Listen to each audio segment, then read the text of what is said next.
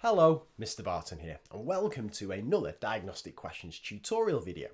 Now, in this particular video, we're going to take a look at how you can do comparisons on the Insights section. And there are two main ways I use this with my students and my classes. One is to compare a student's level of understanding to the class's level of understanding. And that's a really useful thing to do because that'll tell me whether an area of weakness that a student has is specific to them or whether it's a whole class issue. And that may determine whether I need to do intervention on a small scale or whole class. And secondly, the other thing I might want to do is to compare two students together. And sometimes I do this to decide on optimal pairings. If I know a student's got strength in one area and another's got a weakness in that area, I can pair them together and so on. So how do I do this?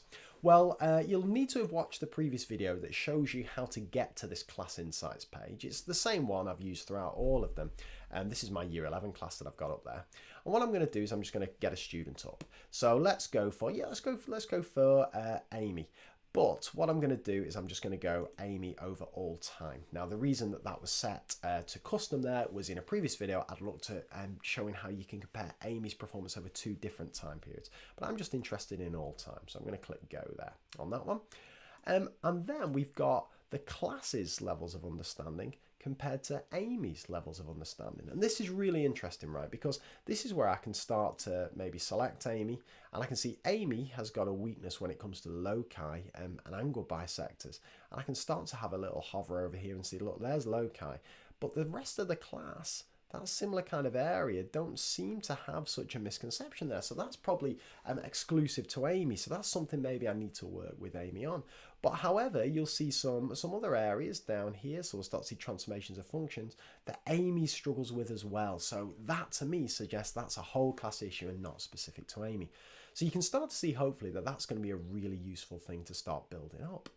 But how am I going to help Amy? Well, a nice thing to do here is to find another member of the class to help her. So if I just scroll down the page here, we can see I should have said all Amy's different explanations that she's given and so on. And if I just select that particular thing, then I've got all the classes' different areas. I can see there I get all the different results that the classes have got, all the different questions they've answered. But what I'm interested in is finding someone to help Amy out, and I find this so useful. So let's find there we had constructions was a weakness. If I click here on constructions, that's going to select constructions.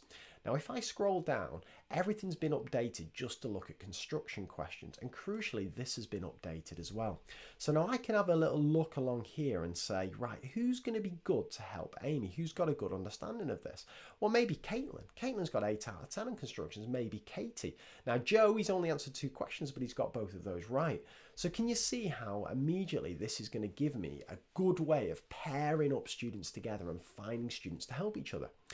Likewise, if I discover something's a whole class issue, then I might just be able to find 1 or 2 students in that class who have actually got a really good understanding of that particular topic area.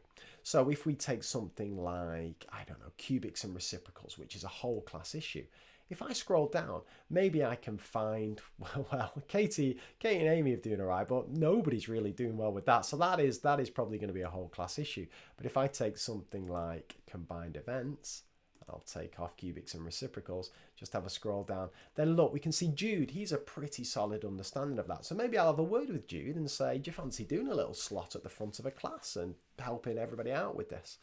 So hopefully you can see that with a bit of messing around with this insight section, you can find really nice ways to find class experts or identify whether things are just individual problems or whole school problems. Anyway, hope that's useful to you, and I'll be back with a fresh video soon. Take care. Bye for now.